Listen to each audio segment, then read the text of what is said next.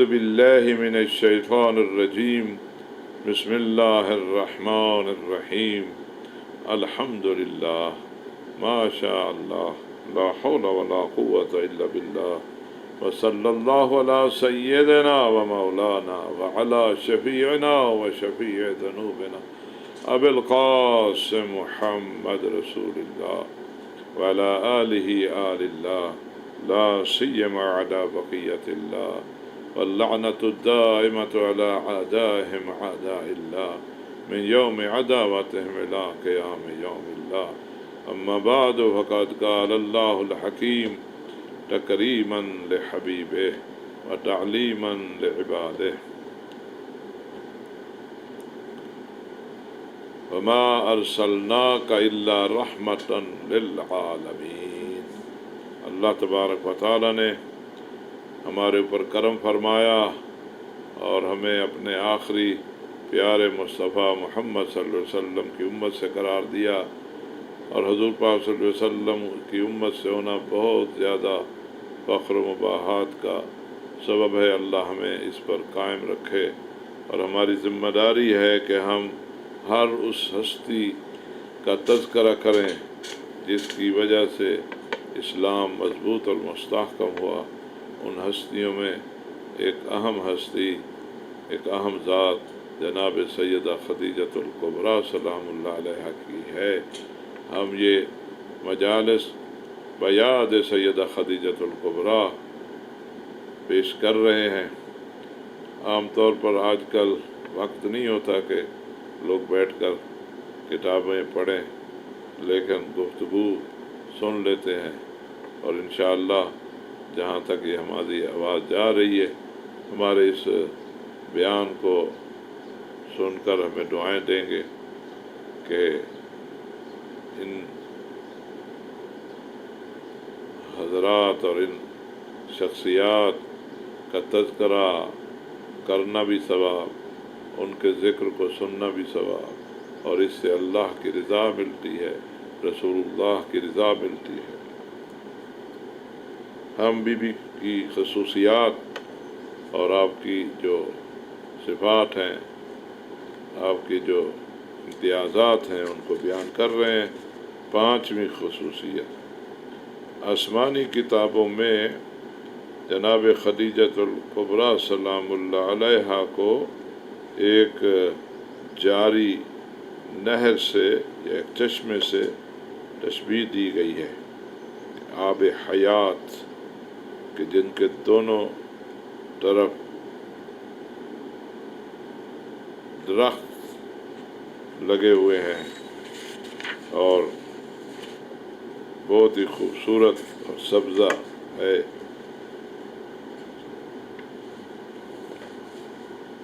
اور اس کے 12 قسم کے میوے ہیں، اور ان کے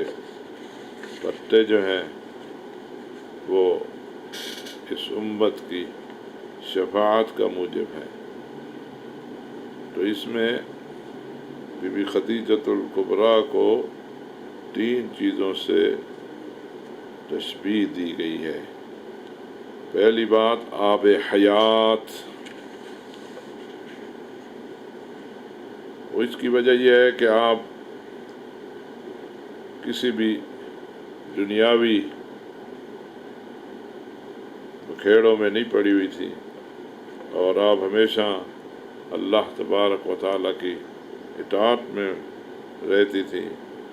اور تمام موجودات جو ہیں ان کی زندگی یا ان کی حیات پانی سے ہے، اور اسلام کی حیات جو ہے وہ بی بی خدیجۃ الکبریٰ کے ایثار، انفاق، گزارش، فداکاری سے ہے۔ اسلام کا پودا اور اسلام کا درخت جو ہے اسے بی بی خدیجۃ الکبریٰ نے سیراب کیا ہے۔ پیغمبر اکرم صلی اللہ علیہ وآلہ وسلم نے اس بارے میں فرمایا،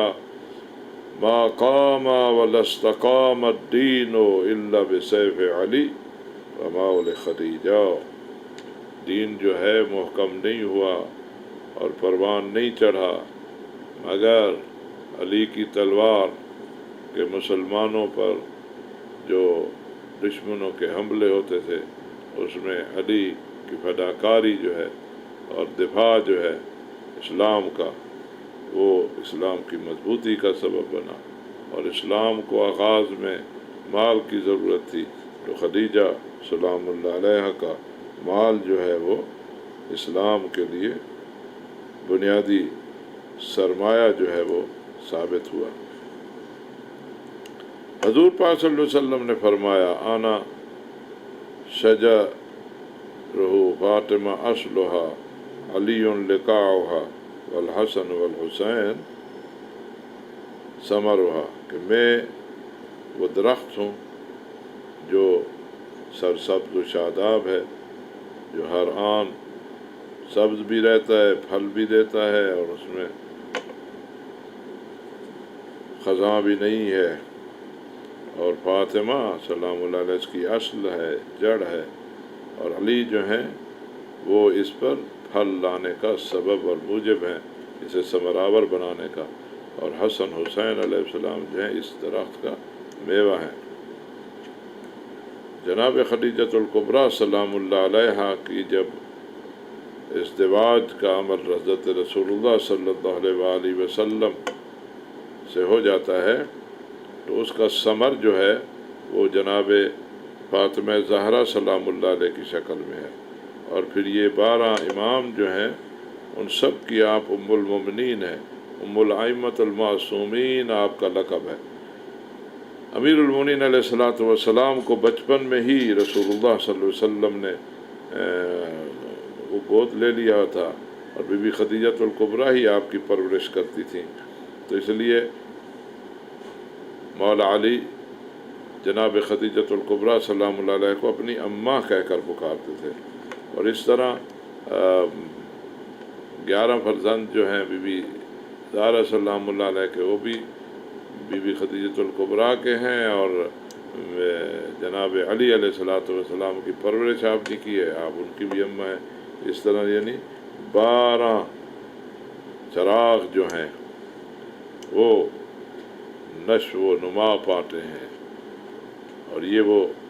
12 میوے ہیں یا ثمر ہیں جو اس خوبصورت درخت سے نمودار ہوئے ہیں، اور وہ درخت حضور پاک صلی اللہ علیہ وسلم ہیں، اور پروان چڑھے ہیں جناب خدیجۃ الکبریٰ سے اور علی سے، جس طرح حضور پاک نے اشارہ فرمایا ہے۔ یہ دیوان امام علی علیہ الصلوۃ والسلام، مناقب آل ابی طالب، اور کتاب مقدس عہد جدید مکاشفہ یوحنا باب 22 آیت 2، تنقیح المقال فی علم الرجال، میزان الاعتدال شمس الدین ذہبی کی مختلف کتابوں میں یہ حوالہ جو ہے وہ آیا ہے، اور اس کا تذکرہ جو ہے وہ ہوا ہے۔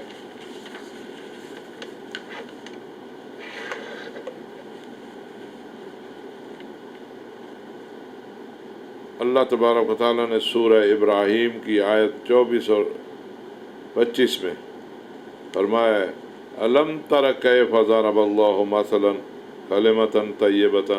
کشجرۃ طیبہ اصلھا ثابت فرعها فی السماء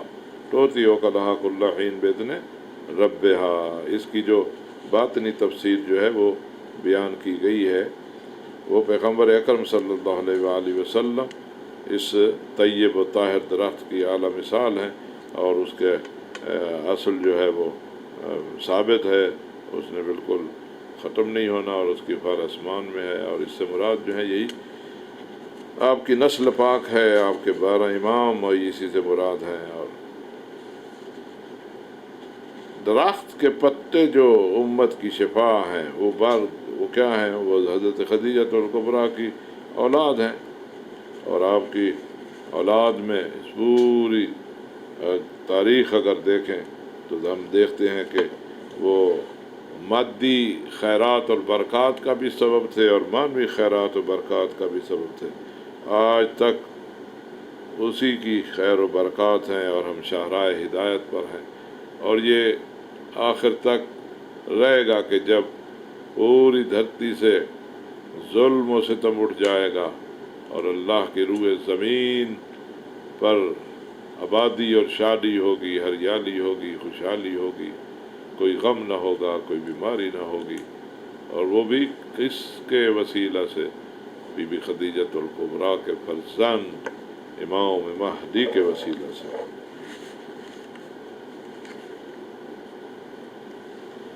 نکاح النساء ذو النسل القلیل انما نسلہ من مبارکہ۔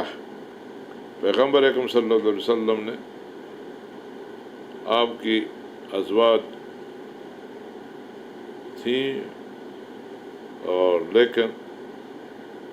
کسی سے اولاد نہیں ہوئی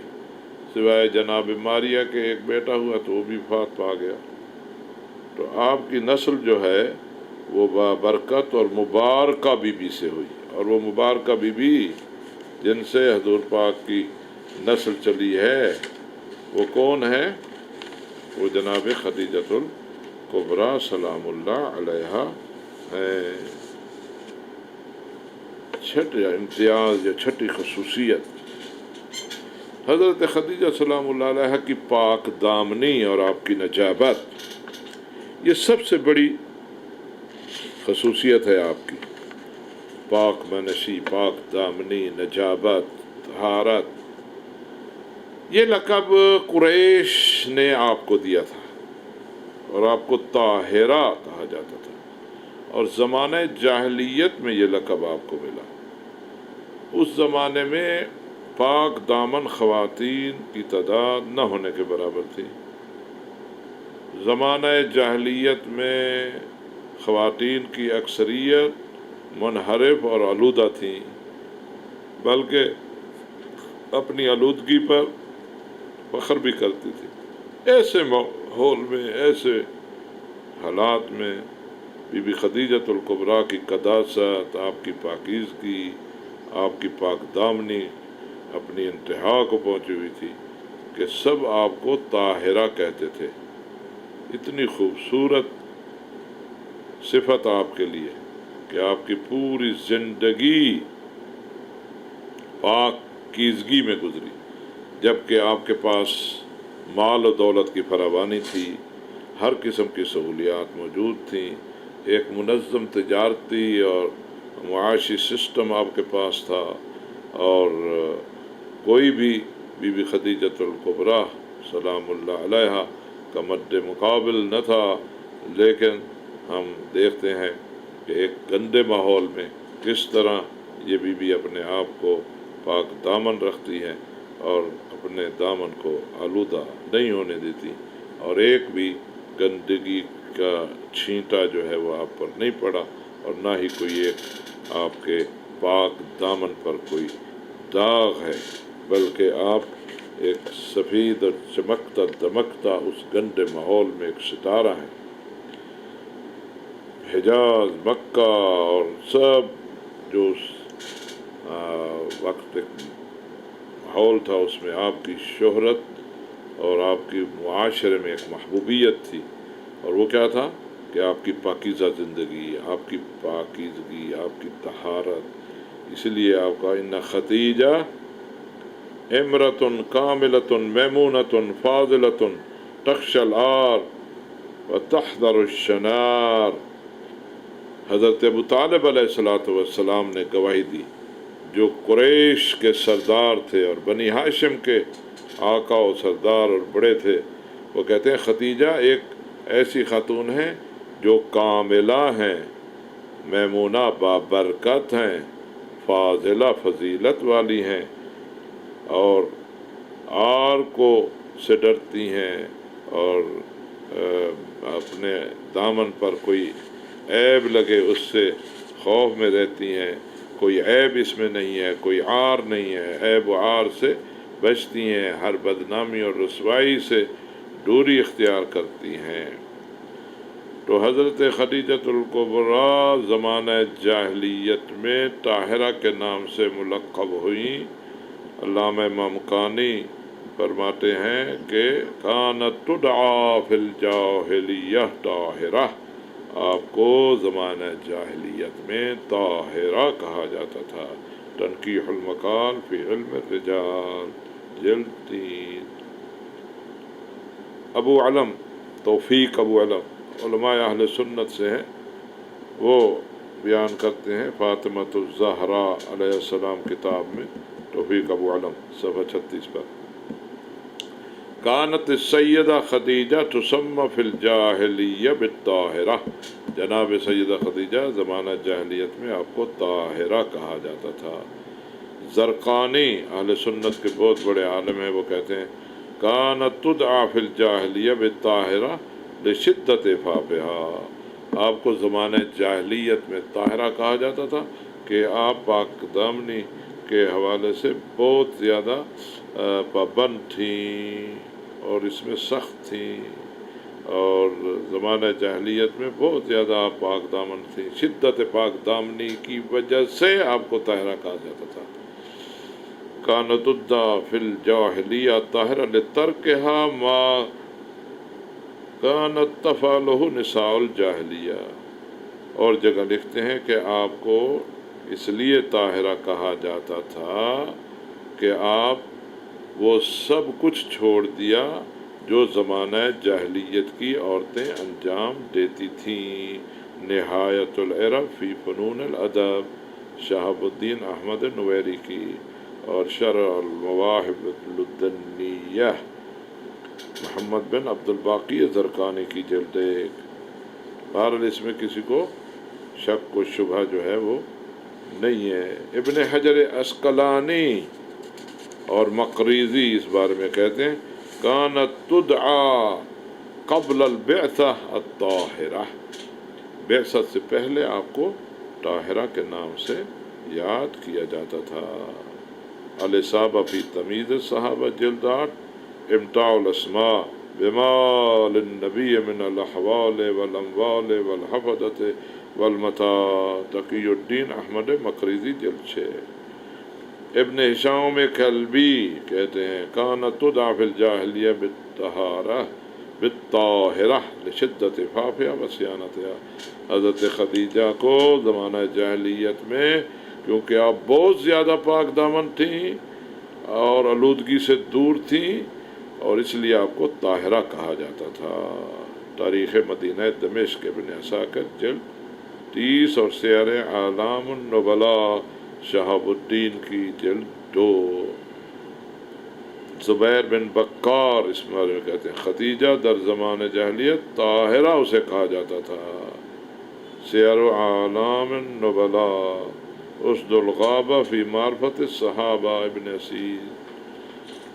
ڈاکٹر علی ابراہیم حسن کہتے ہیں کہ جب ہم ایک ایسی خاتون جو باوقار ہو، عقل مند ہو، پاک دامن ہو، با اخلاص ہو، جناب خدیجہ سلام اللہ علیہ سے بہتر ہم پیش نہیں کر سکتے۔ فقط وہی ہیں جو یہ ساری شان کی مالک ہیں، ام المومنین۔ یہ بہت ہی اپنے زمانے کی سب سے زیادہ سمجھدار اور عاقلہ تھیں۔ اسی طرح آپ کا نام عقیلہ قریش، اور آپ نے زمانہ جاہلیت کو بھی دیکھا اور زمانہ اسلام کو بھی دیکھا، اور ہر دور میں آپ کا ایک ممتاز اور مقام تھا، اور یہاں تک کہ آپ کو پہلے سے ہی طاہرہ کہا جاتا تھا۔ نساء فی التاریخ الاسلامی صفحہ 21، الاصابہ فی تمیز الصحابہ ابن حجر عسقلانی۔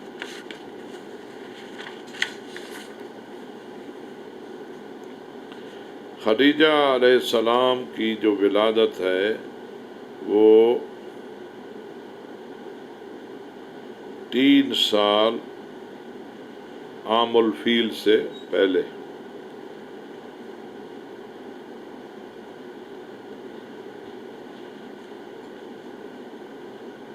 اور آپ جو ہے ایک بہت بڑے پاکیزہ گھرانے میں، بعظمت گھرانے میں، اخلاقی اعتبار سے پسندیدہ گھرانے میں پیدا ہوئیں، اور آپ کی قوم زمانہ جاہلیت میں آپ کو طاہرہ کا نام دیا آپ کی قوم نے، اور زمانہ جاہلیت میں آپ کو طاہرہ کہا جاتا تھا۔ یہ طاہرہ صفت بہت اہمیت کی حامل ہے، اور یہ لقب حضور پاک صلی اللہ علیہ وسلم کی شریکہ حیات بننے سے پہلے آپ کے لیے موجود تھا، اور وہ خواتین، وہ مرد، وہ معاشرہ جو انتہائی گھٹیا، پست، گرا ہوا، اس معاشرے میں آپ کی پاک دامنی کی انتہا تھی کہ ہر شخص آپ کو طاہرہ کہتا تھا، اور یہی بہت بڑی آپ کی عظمت ہے۔ اس کو تمام سیر و تاریخ کی کتب میں لکھا گیا ہے، جنہوں نے بی بی خدیجۃ الکبریٰ کے حوالے سے کچھ لکھا ہے، یہ حضور پاک صلی اللہ علیہ وسلم کی زندگی لکھی ہے۔ علام النساء عمر رضا قحالہ کی جلد 1، سیرت النبویہ ابو منظر بن ہشام الکلبی کی جلد 1، مجمع الزوائد و منبع الفوائد نور الدین علی بکر بن ابی الحیثمی جلد 1، بحار الانوار جلد 16، زیارت جامعہ کبیرہ وغیرہ۔ 7ویں خصوصیت یا امتیاز، خدیجۃ الکبریٰ کا خاندانی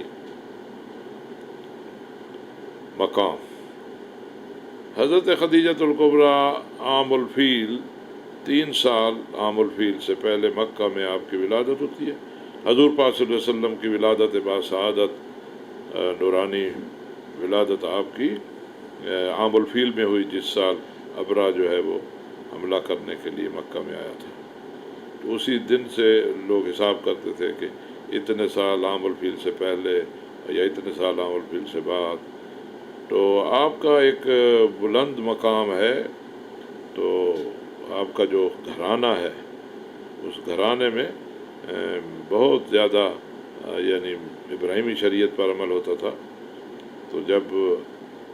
اللہ تبارک و تعالیٰ کی رحمت جو ہے آپ کے لیے شامل ہاتھ دیا، فمن اللہ علینا بکم، یعنی آپ وہ ہستیاں ہیں کہ اللہ تعالیٰ نے آپ کے ذریعے ہمارے اوپر احسان کیا ہے۔ زیارت جامعہ میں جملہ ہے کہ جو حقیقت کے متلاشی ہیں ان کے لیے خوشخبری یہی ہے کہ یہ ایک ایسا خاندان ہے جس خاندان میں عظمت اور شرافت ہی شرافت ہے۔ وہ زمانہ تھا کہ لوگ، بعض قبائل ایسے تھے کہ اپنی بیٹیوں کو زندہ درگور کر دیتے تھے، لیکن جناب خدیجہ کے بابا اور جناب خدیجہ کی والدہ یہ اس خاندان سے تھیں جہاں بیٹیوں کو بڑے احترام اور عزت کی نگاہ سے دیکھا جاتا تھا۔ آپ کے بابا کا نام خویلد ہے اور آپ کی اماں کا نام فاطمہ ہے۔ آپ کی ولادت پر بہت ہی سادہ سے مراسم انجام دیے گئے اور آپ کا نام خدیجہ رکھا گیا۔ خدیجہ کا معنی ہی یہ ہے کہ برائیوں سے پاک، ہر اس صفت سے پاک جو کہ اچھی نہیں۔ تو آپ ایک ممتاز اور برجستہ اہل علم گھرانے سے تھیں۔ آپ کی جد، آپ کی اماں، آپ کا بابا، آپ کے ننیال، آپ کے ددیال سب بہت ہی شان والے، عبادت گزار، توحید پرست اور آسمانی ادیان پر ایمان ان کا تھا، اور دین ابراہیمی بھی تھے۔ حضرت خویلد جو ہیں وہ اسد کے بیٹے ہیں، اسد عبد العزیٰ کے، اور وہ قصی کے، اور قصی کلاب کے، کلاب مرہ کے، مرہ کعب کے، کعب لوئی کے، وہ غالب کے اور فہر کے۔ حضرت خدیجہ علیہ السلام کے والد جو تھے قریش کے بزرگان میں ان کا شمار ہو رہا تھا، اور دین ابراہیمی پر تھے، اور بہت ہی مستقل مزاج، شجاع اور ظلم کے خلاف قیام کرنے والے، اور مالی لحاظ سے بھی محکم، اور معاشرے میں آپ کا ایک اچھا نام اور عنوان تھا، اور انہی امتیازات کی وجہ سے اپنے قبیلہ اور اپنے خاندان کے سربراہ شمار ہوتے تھے، اور آپ کا اپنے خاندان میں بہت زیادہ احترام تھا۔ اور آپ کے بڑے کارناموں میں ایک کارنامہ یہ ہے کہ تبع بادشاہ یمن مکہ کو اپنے کنٹرول میں لینا چاہتے تھے، اور حجر اسود کو یہاں سے اٹھا کر مکہ سے یمن کی طرف لے جانے کا پروگرام تھا، اور ایک بہت بڑا لشکر تیار کیا تھا تاکہ وہ مکہ پر چڑھائی کریں۔ اور تو اس وقت دلیرانہ انداز سے حضرت خویلد جو ہیں ان کے مقابل میں کھڑے ہو گئے، اور اس طرح انہوں نے کعبہ کی حفاظت کی اور مکہ کی حفاظت کی۔ اور زبان زند عام تھا خویلد کی شجاعت اور ان کی بہادری۔ روایت میں ہے کہ جب خویلد کو پتہ چلا کہ بادشاہ یمن جو ہے اس قسم کی جسارت کا ارادہ کر چکا ہے، تو وہ بڑی بہادری کے ساتھ اس کے پاس جاتے ہیں اور اس سے بیٹھتے ہیں، گفتگو کرتے ہیں، اور اسے کہتے ہیں کہ ایسا کام ہرگز نہ کرے، کیونکہ اگر ایسا کام کرے گا تو اس سے خدا کا غضب کو اپنے لیے دعوت دے گا، اور رب کعبہ جو ہے وہ موجود ہے، اور رب کعبہ جو ہے کعبہ کا دفاع کرے گا، اور جو بھی ظالم آتا ہے وہ اس کو ظلم کی سزا ملے گی، اور اس پر لعنت ہوگی اور ہمیشہ کی بدنامی ہوگی۔ وَإِنَّ رَبَّ الْبَيْتِ لَن يَتْرُكَ، اور رب البیت جو ہے یعنی گھر کا رب، کعبۃ اللہ کا رب جو ہے وہ اسے چھوڑے گا نہیں، اور اس کے اوپر لعنت التی تؤدی بہ الی التہلکہ، ایسی لعنت پڑے گی جو اسے ہلاک کر کے رکھ دے گی۔ یہ وہ جرأت والے جملے تھے جو آپ نے بادشاہ تبا کے سامنے کہے، اور اس طرح اسے اس جسارت سے روکا، اور میدان میں تلوار لے کر نکل آئے، اور پھر جب آپ نکلے تو آپ کے ساتھ باقی قریش بھی آئے۔ یہ کافی تفصیل ہے اس واقعے کی۔ بات یہ ہے کہ حضرت خویلد جو تھے وہ بہت ہی شان والے تھے، اور جنگ فجار سے پہلے جو ہے وہ ان کو قتل کر دیا گیا، وہ شہید ہوئے۔ بعض نے کہا ہے کہ آپ جنگ فجار میں مرے گئے، لیکن وہ چیز درست نہیں ہے، بلکہ مقریزی نے لکھا ہے کہ کان خویلد مات قبل الفجار، جنگ فجار سے پہلے آپ وفات پا گئے۔ وَوَالَّذِي نَادَى تُبًّا حِينَ أَرَادَ أَخْذَ الْحَجَرِ الْأَسْوَدِ، جب تبا بادشاہ یمن حجر اسود کو یہاں سے اٹھا کر لے جانا چاہتا تھا، تو آپ ہی تھے کہ آپ نے اس کا مقابلہ کیا اور کھڑے ہو گئے، اور پھر قریش کی ایک جماعت بھی آپ کے ساتھ ہوئی۔ اور جب تبا نے اپنے خواب میں دیکھا، اور اس خواب میں اسے بہت رونا خواب آیا، جس کی وجہ سے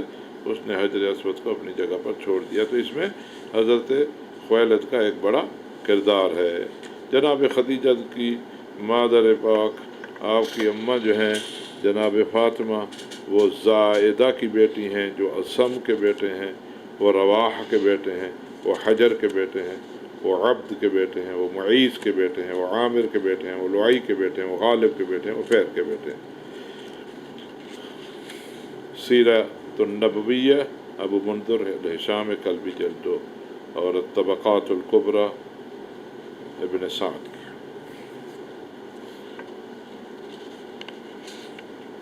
آپ اپنے باپ کے لحاظ سے بھی اور ماں کے لحاظ سے بھی، دونوں حوالوں سے ایک محترم خاندان سے۔ حضرت خدیجہ اپنے باپ کے لحاظ سے تیسرا جد جو ہیں قصی کے ساتھ جا کر ملتی ہیں رسول اللہ صلی اللہ علیہ وسلم سے، اور ماں کے لحاظ سے 8ویں جد میں پیغمبر اکرم صلی اللہ علیہ وسلم سے جا کر ملتی ہیں، یعنی لوئی۔ تو اس طرح حضور پاک صلی اللہ علیہ وسلم کا خاندان اور نسب اور بی بی خدیجۃ الکبریٰ سلام اللہ علیہ کا نسب اوپر سے جا کر آپس میں مل جاتا ہے، تیسرے جد میں پدری لحاظ سے، اور 8ویں میں مادر اور ماں کے لحاظ سے۔ جناب خدیجۃ الکبریٰ سلام اللہ علیہ نے اپنا ایک، جس طرح باقی لڑکیاں ہوتی ہیں اور مال و دولت کی جب ریل پیل ہو تو ان کی زندگی کا رہن سہن جو ہوتا ہے وہ مختلف ہوتا ہے، لیکن جناب خدیجۃ الکبریٰ بچپن ہی سے ایسے کاموں سے نفرت کرتی تھی جو انسانیت کے مخالف ہیں جو انسان کی حیثیت اور عنوان کو داغدار بناتے ہیں۔ آپ پہلے سے ہی نیک اور پارسا تھیں اور آپ کی مثال جو ہے وہ دی جاتی تھی، اور آپ کے اندر کوئی وہ بچپن ہی سے کوئی ایسی صفت یا کوئی ایسی کیفیت نہیں تھی کہ جو ناپسندیدہ ہو، اور آپ نے ہمیشہ دین ابراہیمی پر بھی عمل کیا، اور توحید پرست آپ تھیں، اور بتوں کی پرستش سے آپ نے ہمیشہ دوری اختیار کی، اور آپ کو ایک خوبصورت گھرانے میں آپ کی پاکیزہ تربیت ہوئی اپنی اماں فاطمہ کے دامن میں، اور وہیں سے ہی آپ کو وہ تمام اخلاقی قدریں جو ہیں وہ نصیب ہوں، کیونکہ ماں کی گود ہوتی ہے جو اولاد کی اچھی تربیت کرتی ہے۔ جناب خدیجۃ الکبریٰ جو کچھ ہیں تو اسی پاکیزہ ماں جناب فاطمہ کی گود میں تربیت پائی، اور پھر اپنی بیٹی کا نام اپنی اماں کے نام پر فاطمہ رکھا، اور ان کی آپ نے پھر ایسی تربیت کی کو اسلام کی نمونہ خاتون بنی اور سب کے لیے مثال بنی۔ آپ کے جو اجداد ہیں ہر ایک کے بارے میں اگر علیحدہ علیحدہ بیان کر دیں تو بہت بحث لمبی ہو جائے گی، اس کو ہم چھوڑتے ہیں۔ اسد بن عبد العزی یہ جناب خدیجۃ الکبریٰ کے پدری جد ہیں، یعنی آپ کے دادا۔ جس زمانے میں حلف الفضول قائم کیا گیا، اور یہ ایک ایسا معاہدہ تھا جس میں یہ طے پایا کہ کسی پر ظلم نہیں کیا جائے گا، اگر کسی کے ساتھ زیادتی ہوئی تو اس کا دفاع کیا جائے گا، اور اس میں کیونکہ فضیلتوں کی بات تھی اس لیے اسے حلف الفضول کہا گیا، اور بعض نے کہا کہ اس میں فضل نام کے بنیادی افراد تھے تو اس لیے اسے حلف الفضول کہا گیا، اور اس میں حضور پاک صلی اللہ علیہ وآلہ وسلم بھی موجود تھے جس پر آپ فخر کیا کرتے تھے، اور یہ بعثت اور رسالت کے اعلان سے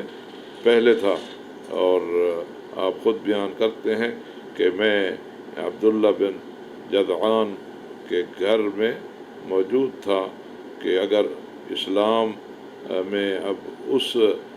معاہدے کے حوالے سے مجھے اگر کوئی دعوت دی جائے تو میں آج بھی اس پیمان کی پابند ہوں۔ یعنی یہ ایک فخر کی بات یہ ہے کہ جناب اسد جو تھے وہ اس حلف فضول کو تیار کرنے میں ان کا کردار تھا، اور انہوں نے یہ معاہدہ جو کیونکہ بہت زیادہ وہ جنگ فجار جو ہوئی تھی اس میں بہت زیادہ لوگوں کے نقصان ہوا تھا، اور قبائل کا اور اس کا، تو اس سے یہ طے ہوا، اکٹھے ہوئے بنی ہاشم میں کوئی بھی بنی ہاشم کا اس جنگ فجار میں شامل نہیں تھا، اور اس میں حضور پاک صلی اللہ علیہ وسلم کے اجداد جو ہیں حضرت عبد المطلب علیہ السلام وہ بھی اس میں شریک تھے، اور یہ معاہدہ ایسا تھا کہ جو مظلوموں کی حمایت کے لیے تھا کہ کسی کو بھی جو مکہ میں آئے اور اس کے ساتھ اگر زیادتی ہو تو اس کا دفاع کیا جائے گا۔ ورقہ بن نوفل یہ حضرت خدیجہ کے کزن تھے، یعنی ان کے چچا کے بیٹے تھے،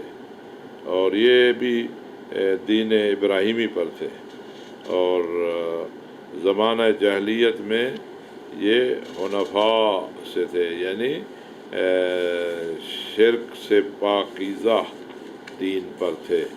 بت پرستی سے دور تھے، اور یہ بھی آپ کے شان میں آتا ہے کہ جناب خدیجہ کا تعلق جو ہے ایسے افراد سے تھا کہ جو توحید پرست تھے، اور خود جناب ورقہ کا ہے کہ انہوں نے بی بی خدیجۃ الکبریٰ سے جب ان کے غلام کے وسیلہ سے حضور پاک صلی اللہ علیہ وسلم کے اوصاف سنے تو انہوں نے فرمایا تھا وَهُوَ النَّبِيُّ هَذِهِ الْأُمَّةِ، یہ جو اوصاف بیان کر رہی ہیں یہ اس امت کے نبی ہیں۔ اور اس طرح حضرت خدیجۃ الکبریٰ کی رہنمائی کی کہ حضرت خدیجۃ الکبریٰ اگر ان کے ساتھ وصل ہو جاتی ہیں اور ان کی شریکہ حیات بنتی ہیں تو یہ ان کے لیے بہت بڑا فخر ہوگا اور بہت بڑا شان ہوگی۔ اور یہ بھی فرمایا تھا کہ جس طرح موسیٰ جو تھے وہ اپنی قوم کے لیے نبی بن کر آئے تھے، تو یہ بھی ان میں وہ ساری صفات ہیں، اور یہ نبی جو ہیں وہ اس امت کے ہیں۔ برکہ اور اس کے ساتھی کچھ اور بھی تھے جنہوں نے ہمیشہ اس ماحول میں شراب خواری، جوا اور بت پرستی، ظلم ستم، اس سب سے دور تھے، اور یہ عام ماحول سے ہٹ کر اللہ تبارک و تعالیٰ کی عبادت کرتے تھے، اور جو آسمانی کتب ہیں ان کتابوں کا بھی ان کا مطالعہ تھا۔ اور ورقہ بن نوفل کا نسب جو ہے وہ کعب بن لؤی سے پہنچتا ہے۔ عبداللہ بن جحش یہ خزیمہ سے تھے، اور ان کی ماں جو تھی امیمہ عبد المطلب کی بیٹی تھیں، اور عثمان بن حویرث یہ قصی بن کلاب جو رسول اللہ صلی اللہ علیہ وسلم کے جد تھے، اور زید بن عامر بن نفیل یہ بھی 8 واسطوں سے کعب بن لؤی سے جا کر ملتے ہیں۔ یہ 4 افراد ایسے تھے کہ انہوں نے بیٹھ کر کعبہ کے سائے میں آپس میں یہ معاہدہ کیا تھا کہ یہ جو لوگ دین ابراہیم سے دور ہو گئے ہیں، ہمیں چاہیے کہ ہم لوگوں کو دین ابراہیم کی دعوت دیں، اور ان کو ان غلط کاموں سے، جوئے سے، شراب خواری سے، اور کعبہ کے گرد بیٹھ کر غلط جو کام کرتے ہیں ان سے انہیں روکا جائے۔ اور ہر ایک جو ہے اس نے اپنے لیے یہ ذمہ داری لی، اور پھر وہ اس کام میں جو ہے وہ مصروف رہے۔ یہ ایک شرف تھا بی بی کے لیے کہ بی بی کا خاندان جو تھا وہ توحید پرست تھا، اور آخرت کے قائل تھے، حساب کے، اور جو گھٹیا کام تھے جس سے انسانیت جو ہے لرز جاتی ہے جب مکہ والوں کے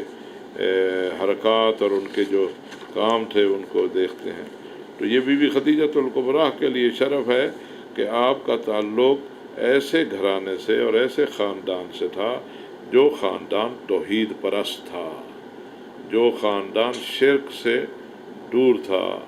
اور اس معاشرے میں جو گھٹیا حرکات تھیں ان سے دور رہتے تھے، کیونکہ جناب خدیجۃ الکبریٰ معصومین کی جدہ اللہ تبارک و تعالیٰ نے ان کو یہ شرف دیا، اور حضور پاک صلی اللہ علیہ وسلم کی ہمسر ہونے کا انہیں اعزاز ملا۔ تو یہ اس بی بی کی شان ہے کہ آپ کو اللہ تعالیٰ نے ایسا گھرانہ عطا کیا کہ جس گھرانے پر کسی قسم کا اعتراض کوئی نہیں کر سکتا، اور یہ اسلام کے آنے سے پہلے ایسا تھا۔ تو اللہ تبارک و تعالیٰ ہمیں توفیق دے کہ ہم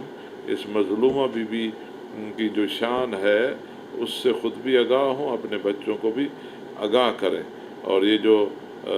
بعض اذہان میں غلط قسم کی باتیں رسوخ کر جاتی ہیں اور کم علمی کی وجہ سے کچھ ایسی نسبتیں دے دی جاتی ہیں کہ جن سے ان کی شان کم ہو، تو ہمیں ان سے دور رہنا چاہیے، کیونکہ ان کی شان میں کسی قسم کی اگر گستاخی ہوگی تو اللہ تبارک و تعالیٰ ایسے شخص کو کبھی معاف نہیں کرے گا۔ اور بڑا شرف بی بی کے لیے یہی ہے کہ بی بی کے مال سے اللہ تبارک و تعالیٰ نے دین اسلام کو مضبوط کیا۔ اللہ تبارک و تعالیٰ ہمیں ماہ رمضان کی برکتیں نصیب کرے، اور بی بی خدیجۃ الکبریٰ سلام اللہ علیہ کی سیرت پر چلنے اور ان کی سیرت کو سمجھنے، اور ہماری خواتین کو اپنی زندگی کو بی بی خدیجۃ الکبریٰ کے کردار کے مطابق ڈھالنے کی توفیق دے۔ اللہ تبارک و تعالیٰ وہ وقت جلد لائے کہ جب اس دھرتی سے ظلم ختم ہو جائے، عدل قائم ہو جائے، ہر طرف امن ہو، سکون ہو۔ ربنا